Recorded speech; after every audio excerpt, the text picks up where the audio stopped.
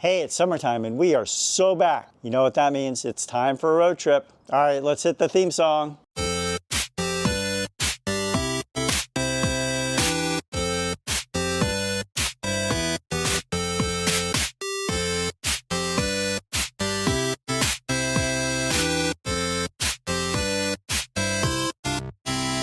Let's try the kimchi.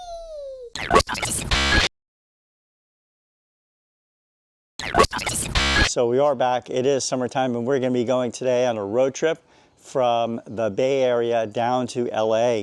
And we're not going to be taking the car that you think we are. The red car is staying at home and we're going to be taking our new EV, which we just got about 2 months ago. You know, my wife's ID4, it was a 2021 ID4, was up on its lease after 3 years, and we had to decide what to do next. And we could go back to an ICE car, we could get a plug-in hybrid, or we could get another EV. My wife definitely wanted to go and stay with another EV, keep ourselves a 2 EV family.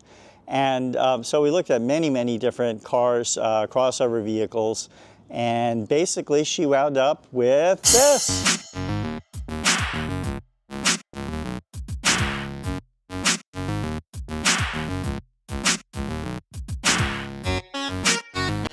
That's right, you're looking at our 2024 Ioniq 5 limited all-wheel drive model in white. And we're going to be taking this down to LA today. It's in many ways very similar to my Kia EV6 GT. A lot of the controls are the same, except for the steering wheel controls, which are actually backwards compared with my car. Kind of drives me crazy. But this car, because it is not as powerful as Kimchi is, does get much better efficiency. So we're going to be trying out some new stuff here and hopefully only making one stop between here and LA. Oh, another thing I should mention is we're going to be trying out a better route planner today on CarPlay with an OBD2 port connection. So we're going to be able to get live battery data, and a better route planner should be able to figure out our actual efficiency and adjust the stops that we need to make for charging as appropriate. So I'm hoping that it's going to be relatively accurate and we can make it with eliminating the one extra stop that you generally have to make with the EV6 GT. All right, with all that said, I think my kids and wife are almost ready to go. We got the car packed up. Let me just show you. As you can see, you know, car is very similar, but the cargo space is, I think, a little bit more usable in the EV6, or sorry, in the Ioniq 5. Because the Ioniq 5 doesn't have the side styling kind of cut into the cargo space some more, you really have, I think, a little bit more space in the back for cargo because it's like more upright and the sides are a little bit further out.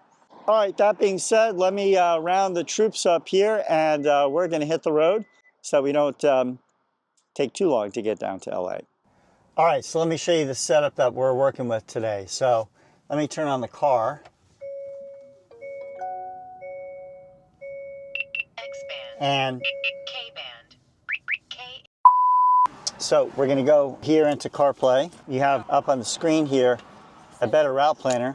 So Better Route Planner is another navigation app that you have in the car, just like Apple Maps or Google Maps. But we're going to do something special here, and that I have an OBD2 reader. We're going to go and take it and put it underneath here. There's a special port, and we're going to put the OBD2 reader in. We have now a green 100% listed here, and that means that a Better Route Planner is reading the live data from the car and knowing the state of charge of the car. And it's telling us that our first stop is going to be in Curry Parkway in Kettleman City.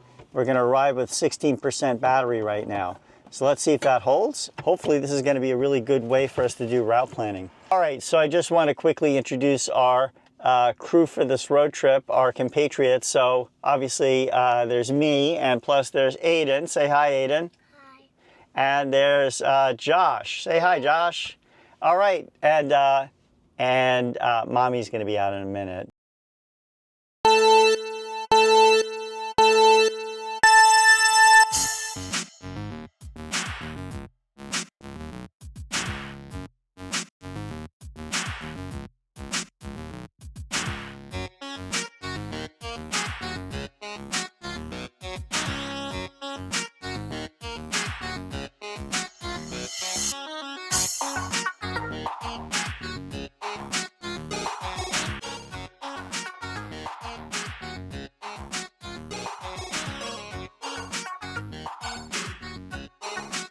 Oh man, oh look at it. It is. It's a Fisker actually working and on the road.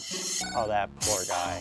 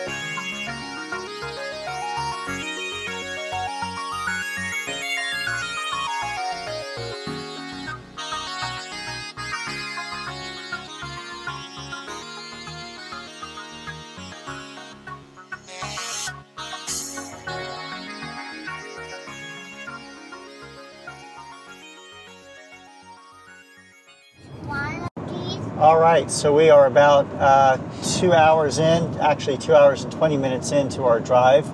We're almost at our first and only charging stop, projected charging stop, 33 minutes away. A better route planner has generally done quite well at predicting our state of charge and what we would wind up with at the charger, I think. So it's done a pretty good job of knowing our current state of charge and also in routing us properly on the route. It's not up to Google Maps or Apple Maps standards though. All right, we're about a half an hour out of our charging stop. We'll check back in then and see what Electrify America today has in store for us.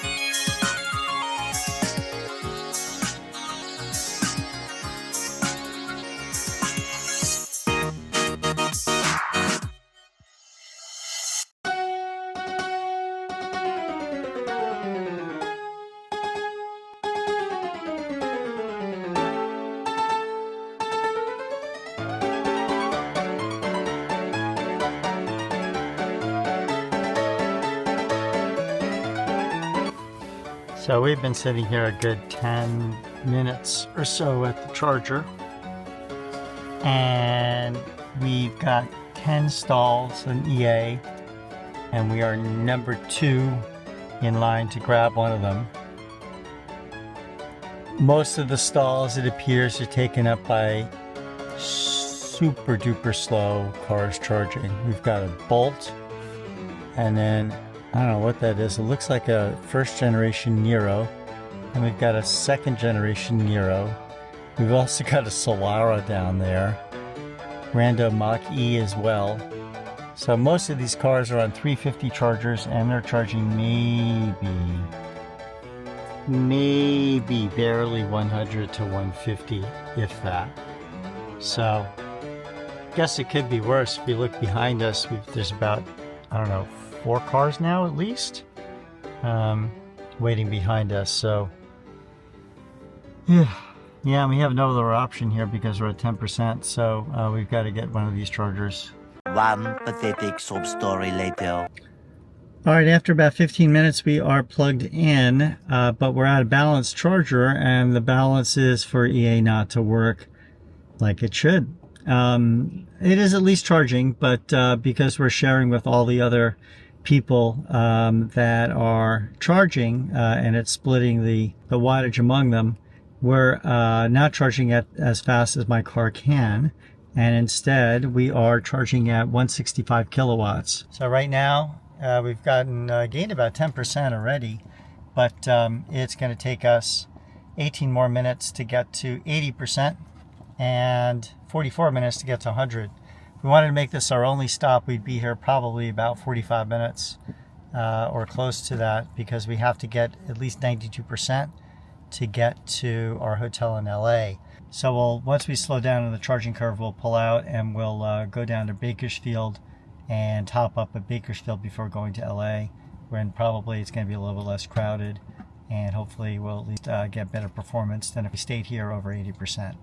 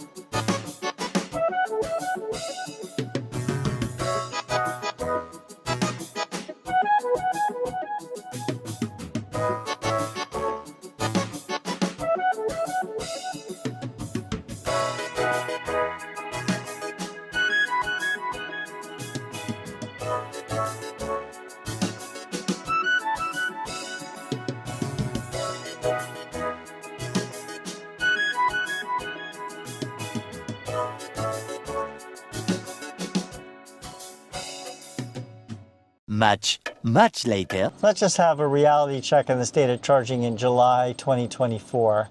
So we had to wait another 10 minutes to get one of the 3 available chargers at this Electrify America station.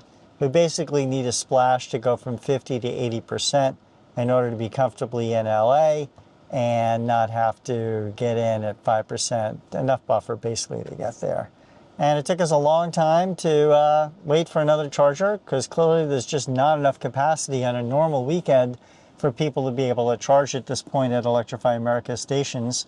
And then when we get in the charger, granted it's 98 degrees out, but this charger, which is a 350 charger, is delivering 90 kilowatts. Maximum 90 kilowatts, not the Ultra 350 fast charging that Electrify America's press releases say. So instead of us taking, probably about 5 minutes to get to 80, it's going to take us 16 minutes to get to 80. So the car and the promises are far outstripping what Electrify America is providing. Of course, if I look across the way here, there's about, 15 superchargers just sitting there. Maybe one Model Y sitting at one of the superchargers. But I can't use them. Kids seem happy though, right? We happy? Oh good, we've got plenty of screen time. All right, good time here at the charger. We must have a VinFast employee off-site because we've got a green VinFast and the poopy orange color VinFast. And they both seem to be hanging out at this charger. It's the first time I've ever seen 2 VF8s together. So these have to be VinFast owned cars. There's no way that you'd find 2 owners of VinFasts meeting at a public charger. Anyway, we are doing pretty well here. We're at 79%. We're about to unplug. It was a very arduous charging session just because this charger is only going at 90 kilowatts and won't go any higher. Next stop, our hotel.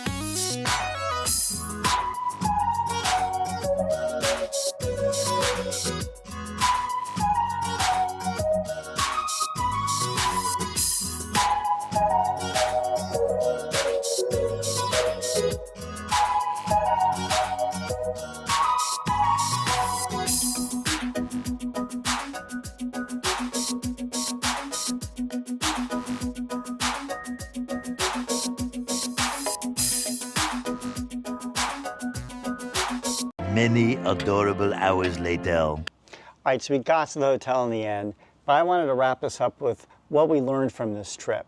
I think I put my thoughts into two areas. First, talking about Better Route Planner and our experience with that.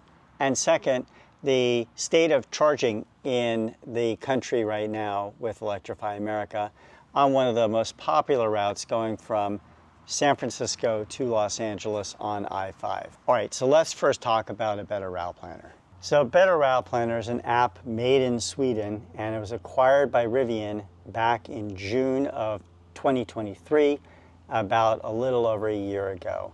And I think the idea for Rivian acquiring the app is that they would put their app in their store so that you can have it as a separate navigation app within Rivian's Android Automotive implementation.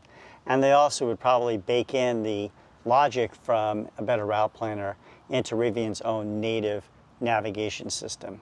They launched a new version of their app for iOS and Android, it appears, about a month or two before we took our trip. It's version 5.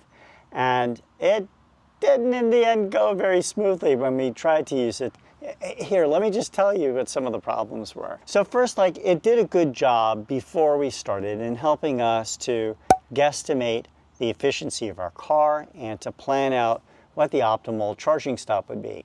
It's relatively configurable, so you could say like what you're going to plan to start out at in state of charge, what you want to arrive at, if you have a charger in the end, things like that, what kind of buffer you want to leave.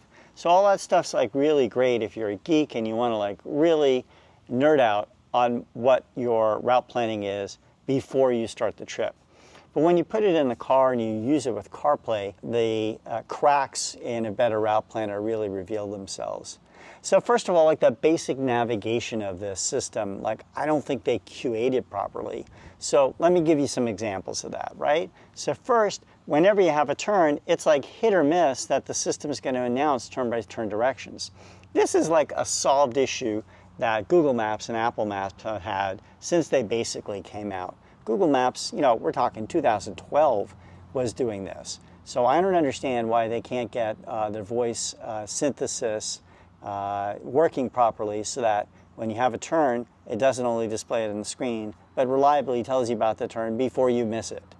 So that's the first problem. The second problem is none of the speeds on any of the roads, the speed limits, are in miles per hour. They're all in kilometers per hour in the United States on US roads. And there's no way to change that in settings. Also, what it did was at certain points when you had plenty of state of charge, like it read the state of charge from the car properly and it kind of guesstimated what state of charge you'd have at the end. It seemed to do that well, but as you were actually using the thing, it would start warning you way too early, saying that you had to reduce your speed to a weird low limit in order to make it to your destination. And it was just wrong in doing that. There's no way we weren't going to make it to that charger.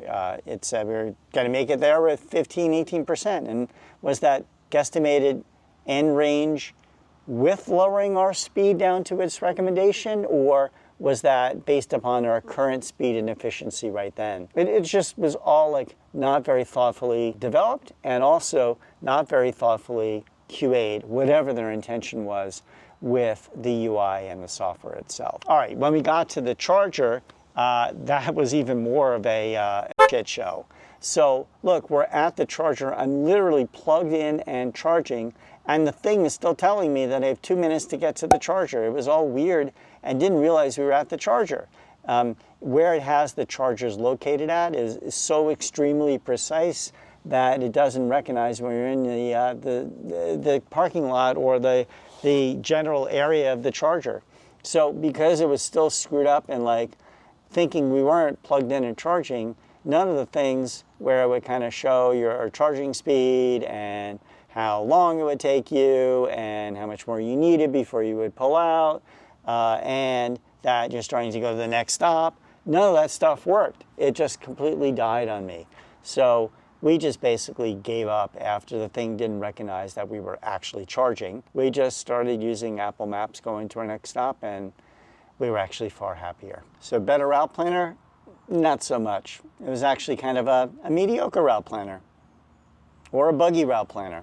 Pick your adjective, but better, not what we would pick. All right, so now let's talk about my favorite topic, Electrify America. We had to wait 15 minutes plus at our first stop and over 10 minutes at our second stop before we got to charging.